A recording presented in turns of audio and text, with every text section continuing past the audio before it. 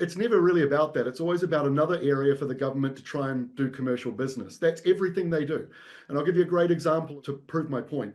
There were news stories for the last decade about this new supercomputer that NIWA had got from the taxpayers, and it was all about protecting us for storm surge and climate change. And the very first event that brought a major wave event into Wellington that swept someone out to sea and caused damage, NIWA didn't provide a single bit of information about that. And then when the council asked about it, they said they had commercial agreements that they could get into. In other words, the Wellington ratepayers would have to pay again. So they were using the death of a person as a sales opportunity. I don't know if it was a death, though. I think they were. Oh, okay.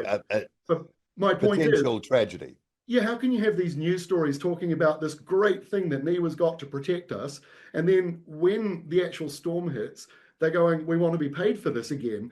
This is what it's all about. This is why the radars that Met Service get, very frustrating that they get more money. It's good that they're getting it, don't get me wrong, but they get all this money from the taxpayer. And then if WeatherWatch wants to use that data to help people in that region, we have to pay the government again for it. And so no one does that. And you can argue, well, you just want free stuff. Well, then why are you funding it? Why are we funding something that we don't want people to use to help people save lives?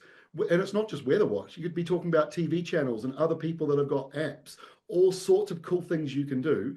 In other countries, like in Australia or in Canada, you can get an alert on your phone, and this is from the same data we use at WeatherWatch, but it uses the government radar, and we can say at 1:23 p.m. it will start raining. You'll get 0.6 millimeters, and it would be gone 7 minutes later.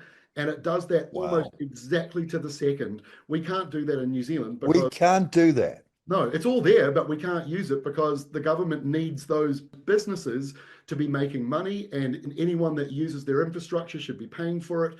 And it's a very strange argument because it just doesn't match the rest of the world.